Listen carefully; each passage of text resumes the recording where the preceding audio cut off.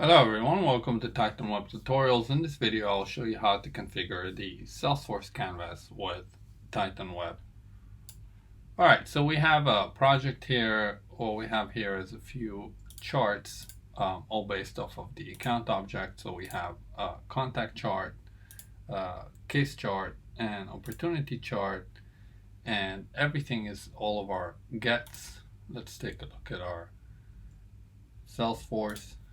And we have Salesforce Integration. We have get for opportunity chart, case table for the view more, opportunity table for the view more, and contact chart as well. All of our conditions, if I'll edit this guy and take a look at our condition, everything is based on an account ID. The account ID is a global parameter, which we have configured over here in the custom variable static account ID, and this one will pass through the Canvas app from Salesforce. All right, so before we start, let me just show you how this looks like. So I passed in the account ID statically, and I'm showing you this because since we once we will configure the canvas, it will not be publicly accessible, only within Salesforce. So whenever you configure Canvas, your Titan Web project will be protected from the outside world. The only place you'll be able to access it is from within Salesforce. All right, so let's head over to Salesforce, and I'll head over to Setup. And our first order of business is to configure a connected app. So we'll head over to App Manager, and we'll create a new connected app. Let's name it Titan Web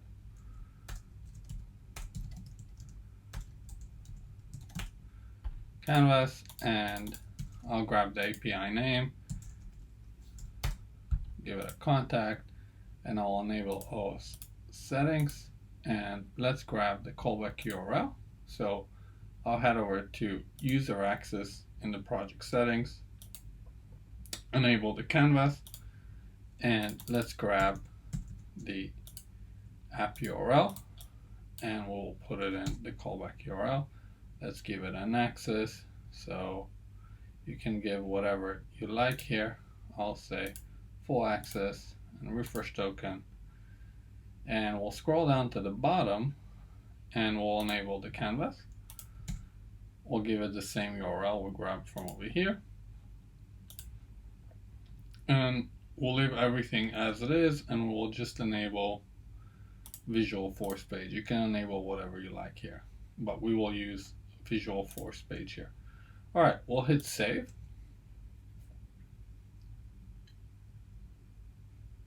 And once this is saved, I'll grab the API name and I'll put it over here.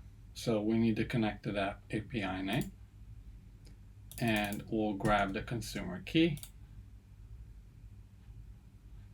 We actually need the consumer secret, so we'll click to reveal. We'll grab the consumer secret and we'll put it over here. We'll hit authenticate, and now Titan will give us the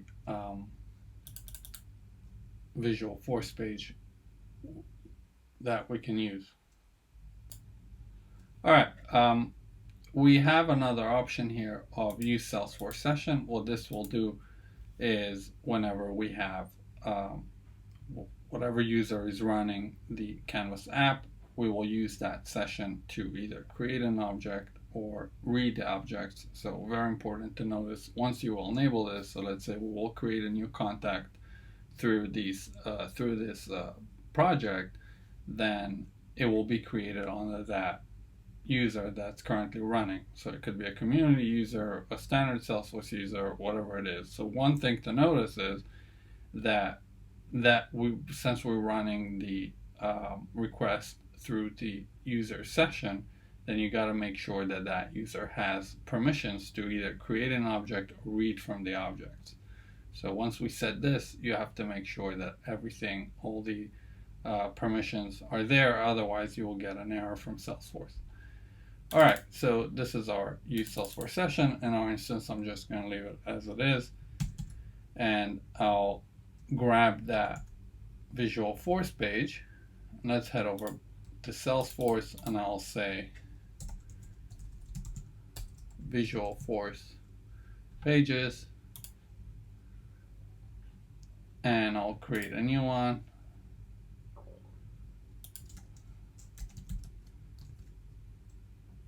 And let's say Titan Web. Perfect, and we'll take the available for Lightning experience. And I'm just going to paste in my Visual Force page, and I'm going to make it a little bit more readable. So here we have the Canvas app and Visual Force, the Apex page, and let's put it like so. So first thing we want to do is our standard controller. We want to say it goes to the account object, because this is what we will pass.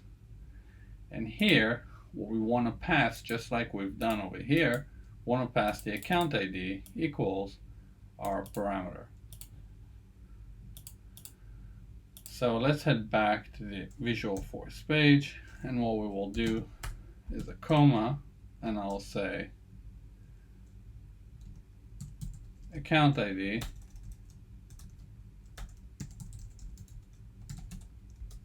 and I'll pass in the account ID from Salesforce. So like so, we'll say account.id.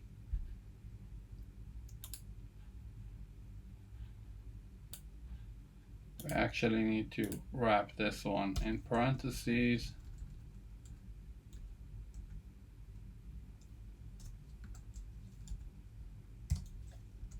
And there we have it. And let's hit quick save. Now let's go ahead and embed it. And we can embed it in multiple ways. You can put it in a community, wherever you like.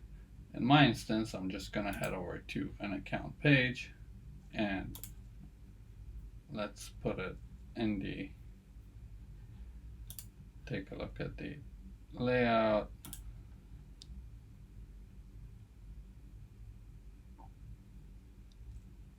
And I'll say Visual Force pages. We'll say Titan Web Canvas 1.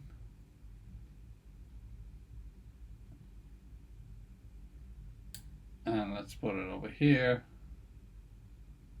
And I'll say properties. Let's do 1000 pixels. All right, let's save our layout and publish our, make sure everything here. We didn't hit apply, so let's do this real quick again. So I'll grab the API name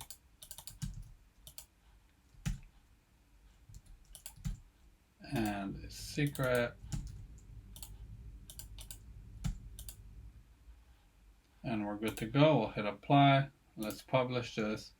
And now, once I go and try and refresh this, we'll get this document is disabled since it's only available through Salesforce. Okay, so we've added it to our record page. Let's head back and let's take a look at our account.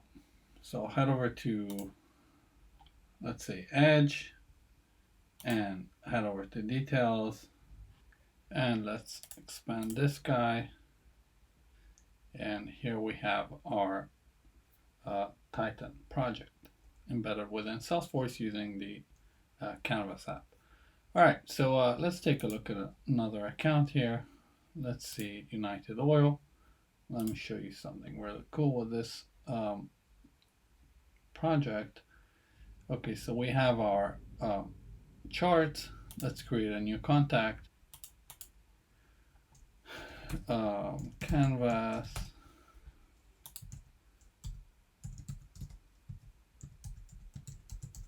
And let's create a new country. We'll say